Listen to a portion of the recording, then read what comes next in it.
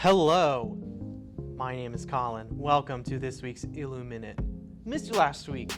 I hope you enjoyed your Easter and had a wonderful start to your month of April. PU, what's that stink? It's trash. You know, garbage smells terrible, typically.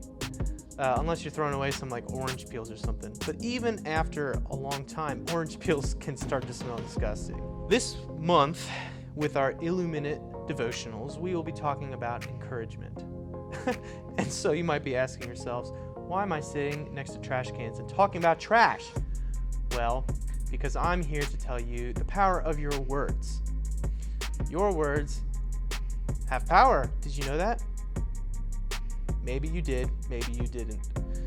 But whether or not you thought of how powerful your words are, you've all likely heard the phrase, "Sticks and stones may break my bones, but words will never hurt me."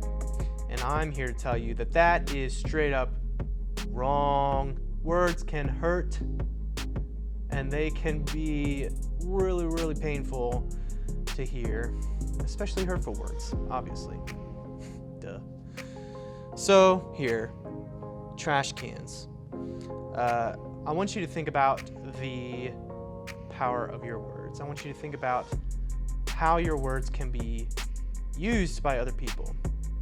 If you are speaking to others and you've got nothing useful to say to them, you have just hurtful things to say, mean things to say, or even if they're not intentionally hurtful or mean, but they still are words that have no value in building another person up, it's just like trash.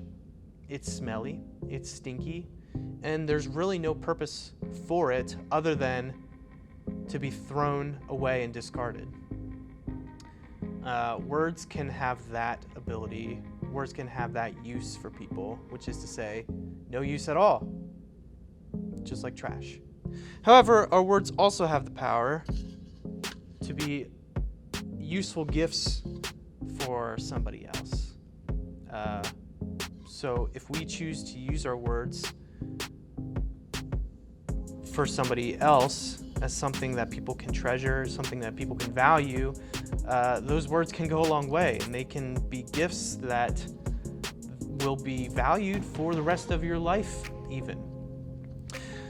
So as we discuss encouragement this month of April, we're getting into like what's typically a pretty stressful time of the year, whether you're in school or whether you're a parent who has students in school. This end of the year stuff can get pretty stressful, and we can start to feel fatigued. The weather's getting nicer and we're still cooped up inside. We've just endured and are still enduring a pandemic. And even though you're getting back into the school building, most likely, and your schedules are somewhat returning to normal, things are still exhausting. And so at this time of the year, more than any other time, I believe, we need to be encouraging other people. We need to be using our words and viewing our words as gifts for other people. And we need to understand the power of our words when we speak to other people and understand the potential they can have in affecting somebody's life. So a verse that I would like to share with you, found in Ephesians chapter 4, verse 29, says this: "Do not let any foul words come out of your mouth. Only say what is helpful when it is needed for building up the community so that it benefits those who hear what you say."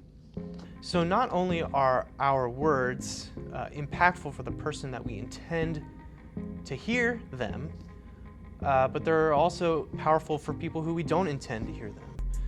So somebody who's overhearing a conversation you have, or seeing what you post on social media, even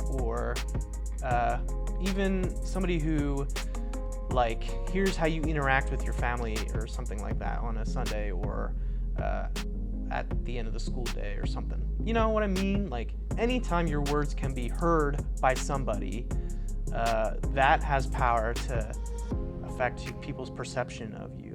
So if we're using our words as gifts to build each other up, to encourage one another, to support one another, to express our love towards one another, that can go a long way in building up the community of faith and God's kingdom.